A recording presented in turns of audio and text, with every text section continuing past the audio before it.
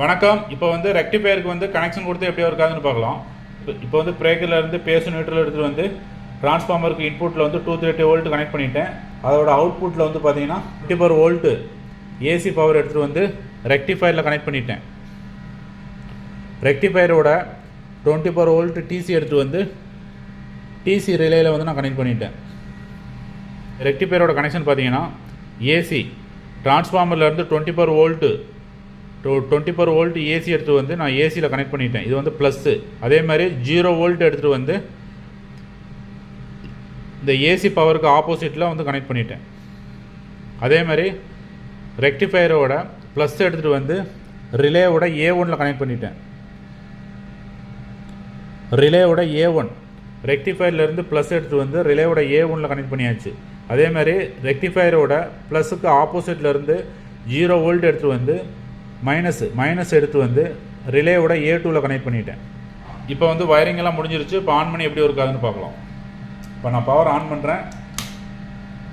230 volt power வந்தோடனே 24 volt AC out ஆகி ரெக்டிஃபயருக்கு வந்துடுது. ரெக்டிஃபயருக்கு இன்புட் வந்து 24 வோல்ட் ஏசி வந்தோடனே அதோட டிசி அவுட்புட் வந்து டேரெக்டாக ரிலேக்கு வந்துடுது. ரிலே வந்து ஆன் ஆயிடுச்சு. இப்போ வந்து பார்த்தீங்கன்னா ரிலே வந்து ஆனில் இருக்குது.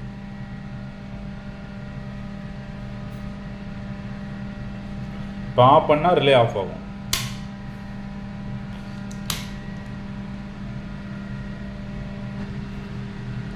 இப்போ மல்டிமீட்டர் வச்சு வோல்டேஜ் பார்க்கலாம். மல்டிமீட்டர் வந்து நான் டிசியில் கனெக்ட் பண்ணிக்கிறேன். மல்டிமீட்டர் வந்து நான் டிசியில் செட் பண்ணிக்கிறேன். இப்போ வந்து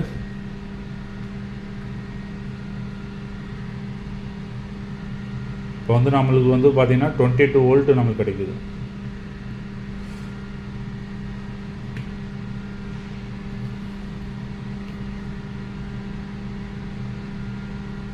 டிரான்ஸ்ஃபார்மரில் வந்து பார்த்தீங்கன்னா மல்டிமீட்டரை ஏசியில் கனெக்ட் பண்ணிக்கிறேன். டிரான்ஸ்ஃபார்மரில் வந்து கனெக்ட் பண்ணிக்கிறேன். 26 வோல்ட்டு இருக்குது.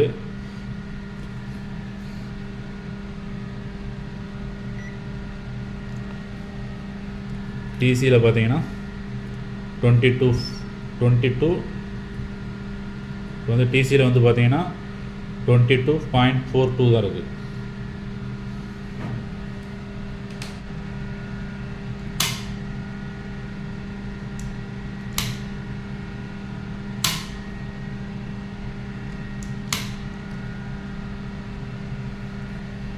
Thank you for watching video.